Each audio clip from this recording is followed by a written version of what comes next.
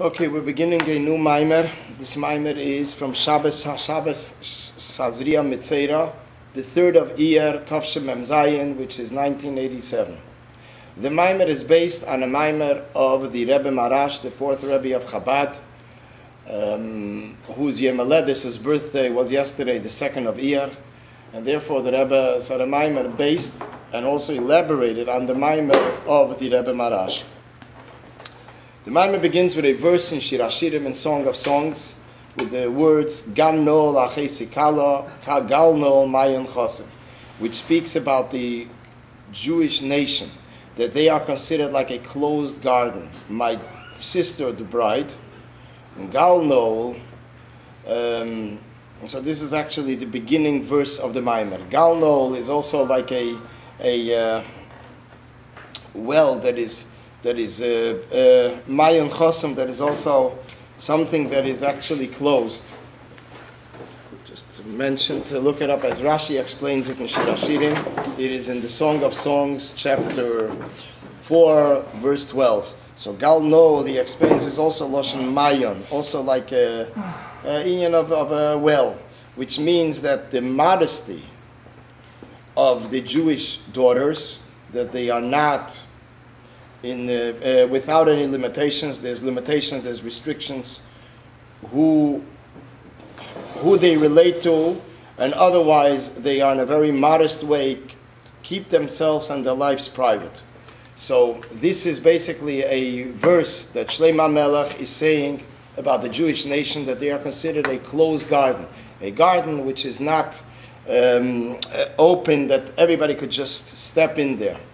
The Isa B'Targum, and it says in the Targum, which is the explanation in Aramaic on this verse, Dikemeisha Began Eden, Dikemeisha Gan Eden, no, the EF Sherlichones Bekim Nefoshes Atzadikim, that why is it that we compare the Jewish women to a closed garden, in the same sense that the garden of Eden, of Eden, is closed, and no one can go in there. Kim nefoshes hatzadikim, only the nefoshes, the souls of tzadikim. Kachem nishei Yisrael she'egdes pischein lebalei. The same thing is also with Jewish women, that egdes pischein, that says they preserve pischein, their openings only for their husbands, and not open for everybody. Valpia yodua, in a broader sense, the Rebbe says, Valpia yodua, and it is known, the cost of zekoy al klolus knesses Yisrael, shehi akalo shel HaKadosh Baruch Hu, that are known, as based on what is known, that this pasuk refers to the Jewish nation in general, who are the bride of Hashem, nimtza. She'akavona b'pasuk zei leheres. The intention of this pasuk is to show al eifun anhogas b'nei Yisrael legabi HaKadosh Baruch Hu. This shows the relationship that the Jewish nation has with Hashem, she'egdes pischein l'HaKadosh Baruch Hu kavyochel, that they are only connected to Hashem like a wife is connected to her husband. Which this is, in general, Shir Hashirim expresses the relationship between the Jewish nation and the Almighty, in the same sense as a husband, as a wife and a husband. Valpi madiyisa b'medrash, sheposik zeh lifi pshute koi bitznios de bnei Yisrael b'yesem b'mitzrayim, and based on what it says in the medrash, that this pasuk literally refers to the modesty that the Jewish nation had while they were in Egypt, in Mitzrayim. Yesh leimar degam ateichen oruchni legabe klolos knesses Yisrael b'HaKadosh Baruch Hu medabere des bnei Yisrael b'yesem b'mitzrayim. So therefore we can possibly say, the Rebbe says, that the spiritual content of the general Knesset Yisrael and Hashem, the relationship between the Jewish nation and the Almighty, it refers to also, which means this verse relates to the stage at which they were still in Egypt. V'yeshem b'mitzrayim, she'oz hoyu be'efim degano, a closed garden, sealed, no access. She'oyu egdes pischein mepnei zor, they closed Estos, that there was no access to a stranger, because she came b'kalvachem menaged, and surely an enemy. So this is what the literal meaning of the verse is, that it relates to the relationship between the Jewish nation and Hashem, the Almighty, and it is referring to specifically, in particular, when the Yidden, the Jewish nation, was in Egypt. So the Rebbe says, Yesh Leimar, so this is basically what was the relationship between the Jewish nation and Hashem. Maybe Marash, and now the Rebbe introduces the Maimer of the Hasidic discourse of the Rebbe Marash, who is the fourth Rebbe of Chabad, on which he bases his Maimer, on which the Rebbe bases his Maimer. Baal Yemailad is the Bezier, who is the one that we celebrate his birthday on the 2nd of Iyar. He was born in the year in Hebrew. In Hebrew, it's 5594, which is 170. What is it? 175 years ago. 175 years ago.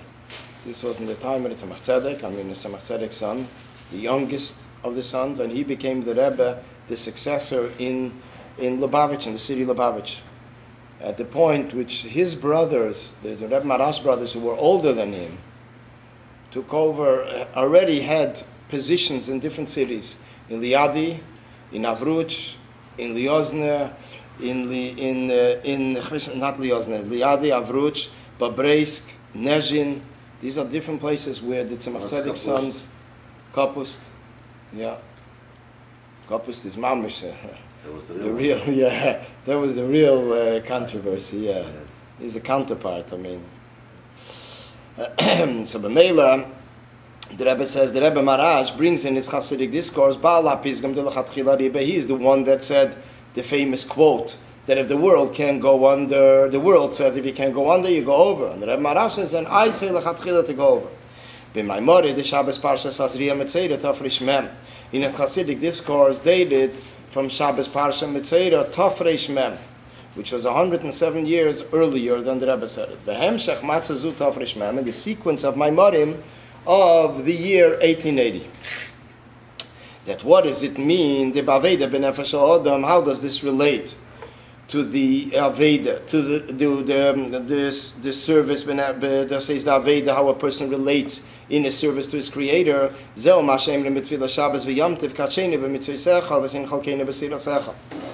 That we say today, that we ask two things. We ask, one, sanctify us with your commandments, and then give us a share in your Torah.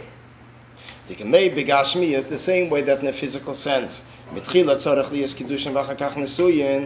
When it comes to a wedding, so first comes the union of Kiddushin, which is the formal process.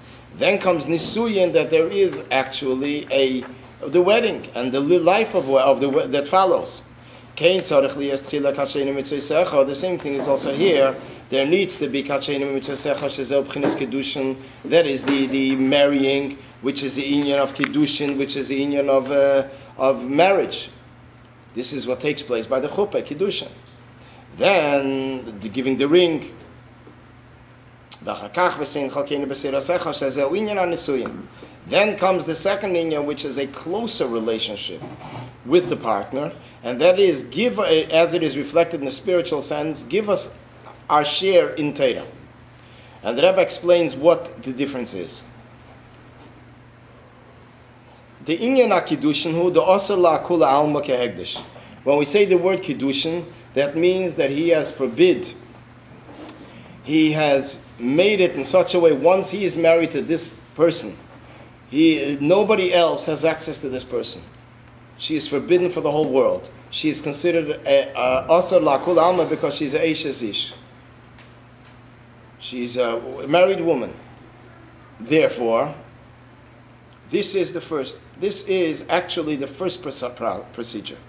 V'gam eiresen meloshen, v'gam kiddushin meloshen eiresen bepashtish, shehi moreses lei. She's like engaged to him, but but in the time of the Talmud is even more than engagement. In a sense, or he was even permitted to live with her to a certain extent. That they were mekadesh, they would give the ring Be'esa Eiresen, the time of the Eiresen. And this is the reason the Rebbe came out in 1981 that there shouldn't be an engagement ring. The ring should be given later. Because when a person gives a ring before, it could be a shaila of Kiddushin.